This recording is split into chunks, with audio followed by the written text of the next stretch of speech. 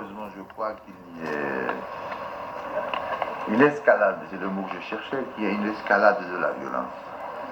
C'est que pour une question de prestige international, les États-Unis ne vont jamais se permettre une défaite. Alors, si l'Irak résiste, ce sera la guerre.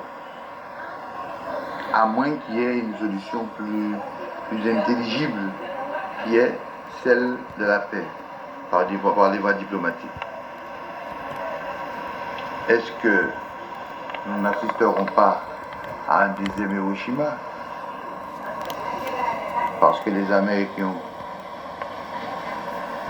ont dit que la guerre, si guerre il y a, sera brève et courte. Qu'est-ce que cela veut dire? On pourrait penser qu'ils n'hésiteraient pas à se servir de la bombe atomique. Alors, se servir de la bombe atomique au XXe siècle, eh bien moi je te dirais, c'est là le point d'interrogation. Mais comment expliquer qu'un pays comme le Koweït, qui est aussi riche, parce que bon, on dit que les pays du tiers-monde, en règle générale, leur budget militaire est toujours au moins 50% du PNB parce qu'ils ont toujours tendance à s'équiper en armes. La preuve, c'est que l'Irak est bien équipé, l'Iran aussi était bien équipé. Comment expliquer qu'un pays aussi riche que le Koweït est très peu peuplé et très petit, proportionnellement, devrait avoir moins de problèmes compte tenu de la masse d'argent qu'il a, devrait avoir moins de problèmes de protéger ses frontières. Comment ça se fait-il? C'est parce que ces gens-là sont traditionnellement des gens... Il est possible que le Koweït, si elle ne s'est pas militarisée, c'est qu'elle avait peut-être des garanties ailleurs. Est-ce que les États-Unis ne lui auraient pas promis une protection en cas d'attaque? C'est peut-être là des accords privilégiés qui existeraient entre le Koweït et les États-Unis. C'est le cas de certains États. Il y a des États qui sont très riches, tels que la Suisse, et qui n'ont pas d'armée.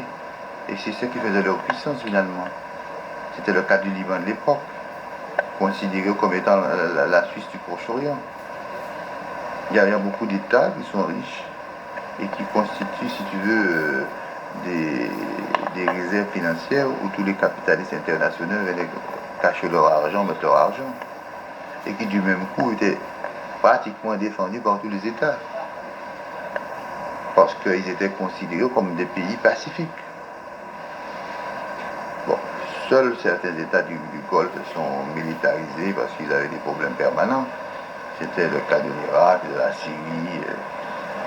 Kadhafi, l'Iran. Kadhafi, bien que Kadhafi finalement n'avait pas eu tellement de problèmes, enfin c'est lui qui se crée des problèmes avec le Tchad.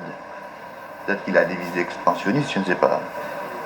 Mais les États du Proche-Orient qui se sont le plus militarisés, c'est l'Irak et la Syrie.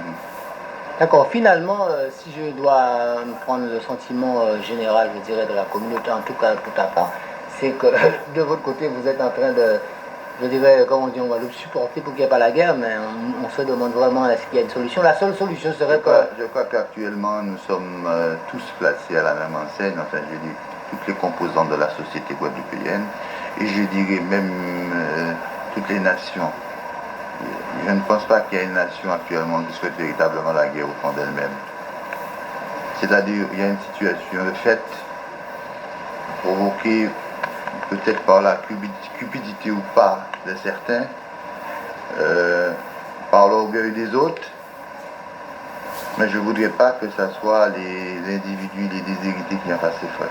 Non, mais est-ce que c'est pas se mentir à soi-même quelque part, de prôner toujours la paix, alors que même à l'intérieur des propres pays, il y a toujours la guerre partout. On entend parler de Corse, là, en Corse, il y a des gens qui meurent, il y a la guerre partout, mais il est reconnu que quelquefois certains problèmes intérieurs sont masqués par des problèmes d'ordre international. Et cela permet, certains problèmes d'ordre international permettent de masquer certains problèmes et de les mettre sous sommeil.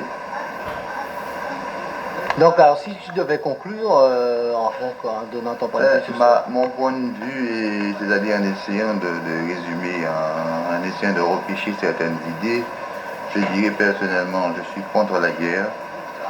Je suis pour que l'Irak quitte le Koweït. Je suis pour que Israël évacue les territoires occupés. Je suis pour que la Syrie abandonne le Liban. Je vous souhaite une paix globale au Proche-Orient, que la paix revienne et que Juifs, Arabes, tous les peuples du Proche-Orient puissent vivre en paix et s'étendre la main mutuellement. Mais justement, il y a le député Moutoussamy qui a lancé une pétition à propos de la paix. Est-ce qu'on peut imaginer que, après, même s'il y a la solution du Koweït, la solution sur l'Irak, même si l'Irak quitte le Koweït, mais pour régler le problème d'Israël, on voit difficilement comment une pétition le ferait, si une pétition ne l'a pas fait pour l'Irak. C'est-à-dire que, tu sais, j'ai discuté dernièrement avec certains responsables politiques, et il y en a un qui me disait, monsieur, écoutez-moi, vous savez, je crois que c'est Hussein, c'est Saddam Hussein qui... C'est une espèce de sa part, c'est une espèce de pression internationale pour que tous les problèmes soient évoqués.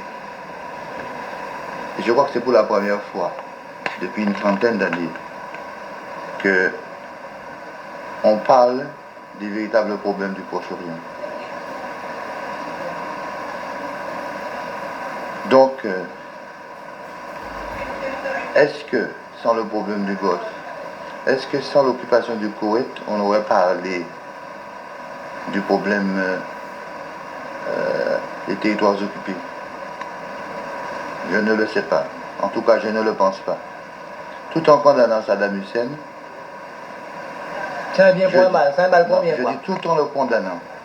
Je le condamne parce qu'il n'aurait pas dû le faire. Mais je crois pas, pour un souci d'équité, par souci d'équité, il faudrait résoudre tous les problèmes du Proche-Orient.